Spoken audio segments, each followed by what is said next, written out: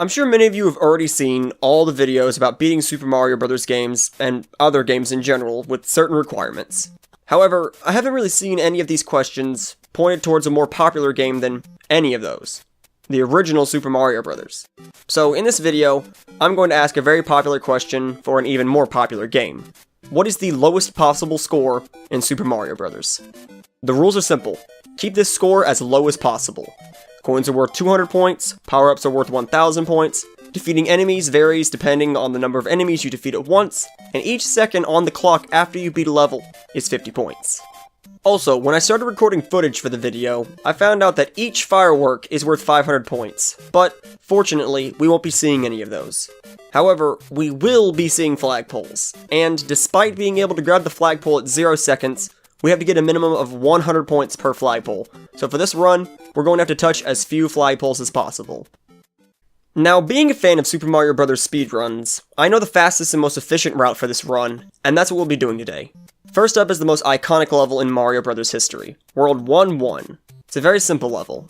I just let the timer run out, and just like that, we've got our first sad 100 points. World 1-2 is just as iconic as World 1-1, but there's something about it that makes it just a little bit better for us this video. If you're a fan of Super Mario Bros., you should already know what I'm talking about. Warp World. This secret allows us to skip the flagpole not only for this level, but for all levels up to 4-1. That is helpful. Like I just mentioned, World 4-1 is up. Lakitu is really the only thing that will give you any trouble here, so just avoid him, let the timer run out, and we've ticked another 100 points onto our score. Next world is 4-2, and let me tell you something. 4-2 is the most iconic level in Super Mario Bros. Speedrunning for a lot of reasons, but I won't go into them. Instead, here's a video that explains more on that in the card above.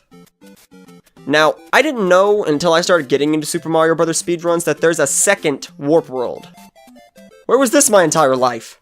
So, to get to this Warp World, you first have to hit this invisible block, use the beanstalk, then you can get to Warp World. The developers really wanted to congratulate you for finding this, because there's coins all over these mushrooms. Luckily though, these can be avoided. Normally, doing all this would net you an extra 200 points and a coin. However, thanks to the speedrunning community, there's been a way to hit the beanstalk without hitting the invisible block. Turns out this requires a lot of precision, timing, and pixel-perfect movements. Despite my best efforts, I'm not that good at Super Mario Bros. So, yeah, could you guys look away for a second? There we go, it's like nothing happened. We're on the last world and we're only at 200 points. Never thought I'd see that. World 8-1 isn't anything too difficult. Just avoid anything you can and you'll... Oh no.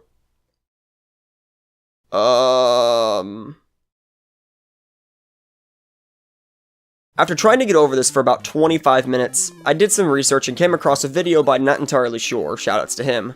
And as it turns out, you can get past these two coins, but you have to do a pixel-perfect, frame-perfect jump. In case any of you didn't know, this game normally runs at 60 frames a second. So you have a 1/60th of a second window to perform this, and even then, it has to be pixel-perfect. So, could you guys look away again? Alright, World 8-1 is finished. We let the timer run out, tack 100 points onto our score, and move on. World 8-2 proves to be one of the most difficult levels in Super Mario Bros. It's filled to the brim with bullet bills, hammer bros, Goombas, Koopas, and pits. This level took the most of my patience, but I did get through it, I let the timer run out, and add another 100 points to the score. 8-3 is a little easier than 8-2, but there are some nice castle backgrounds added to it to mix things up. They did look pretty nice. But aside from that, it's not too difficult, so I zoomed through it, hit the flagpole at 0, and just like that, we're at 500 points, facing down Bowser's Castle. Here we are, Bowser's Castle, the final level. It's a cakewalk. The only problem is the hidden block right here to get to the pipe. That would add an extra 200 points onto our score, but like all the other problems I faced, the speedrunning community has also found a way around this, except this time, you don't have to look away. That's right, I did this all by myself. It wasn't the way speedrunners do it, but it worked regardless. Now, despite me saying this level was a cakewalk, the most difficult part of this level for me was this one hammer bro. I hate him, but I can't kill him because it'll add to our score. You got lucky, you son of a bitch. The final Bowser fight is pretty simple, but there was one problem I thought I'd have to accept. The 8,000 points you get for defeating Bowser. But as it turns out, you don't even get any points for using the axe in this game. You only get points if you hit him with fireballs. Also, it looks like I have some speedrunning skills after all. So here we are. We've reached the end screen. We've saved Peach for the first time. Poor Mario, he has no idea what his future holds for him. So now the question remains, what is the lowest possible score in Super Mario Bros.?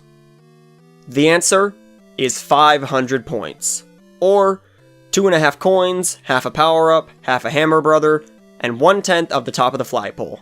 That is amazing. Thank you all so much for watching. Thanks to Not Entirely Sure and the Super Mario Bros. Speedrunning community for finding all these tricks.